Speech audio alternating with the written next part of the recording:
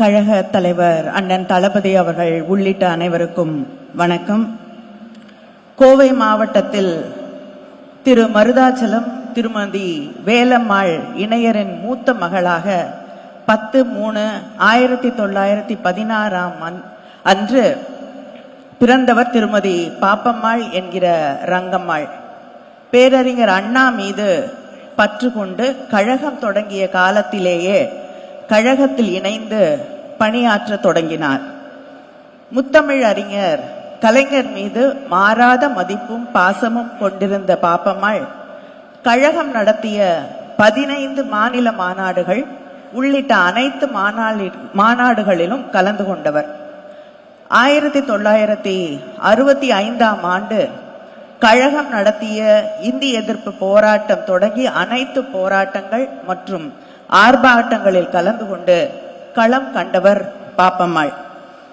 அகவை 108ஐ கடந்த நிலையிலும் நீட் தேர்வை ஒழிக்க கழக இளைஞரணி செயலாளர் அமைச்சர் உதயநிதி ஸ்டாலின் அறிவித்த கையொப்பம் திரட்டும் போராட்டத்தில் பல நூறு பேரிடம் அவரே இணைய வழியிலும் நேரிலும் சென்று கையொப்பம் திரட்டினார்.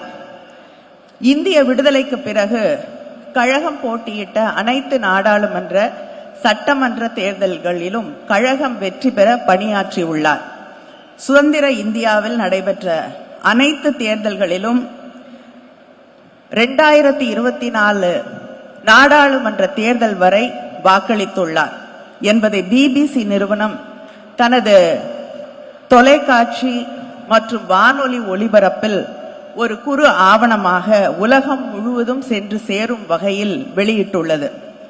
1959ஆம் ஆண்டு தேக்கம்பட்டி ஊராட்சி உறுப்பினராக தேர்ந்தெடுக்கப்பட்ட இவர் 1964இல் காரமடை ஊராட்சி ஒன்றிய குழு உறுப்பினராகவும் பின்னர் தேக்கம்பட்டி ஊராட்சி மன்ற துணைத் தலைவராகவும் பொறுப்பேற்று பணியாற்றினார். 1970ஆம் ஆண்டு தொடங்கி 45 ஆண்டு காலம் தமிழ்நாடு வேளாண் பல்கலைக்கழக உழவர் விவாத குழு உறுப்பினராக செயல்பட்டார். 1965ஆம் ஆண்டிலேயே மாதர் சங்க தலைவராக செயல்பட்டு கிராம பெண்களின் முன்னேற்றத்திற்கான சமூக பணிகளை மேற்கொண்டார். இவரது இயக்க பணிகளையும் முத்தமிழ் அறிஞர் கலைஞர் மீது இவர் கொண்டுள்ள பாசத்தையும் அறிந்த மாண்புமிகு முதலமைச்சர் கழக தலைவர் மு.க.ஸ்டாலின் அவர்கள் இதுவரை தனது குடும்ப உறுப்பினர்களில் ஒருவராக பாசம் காட்டி வருகிறார்.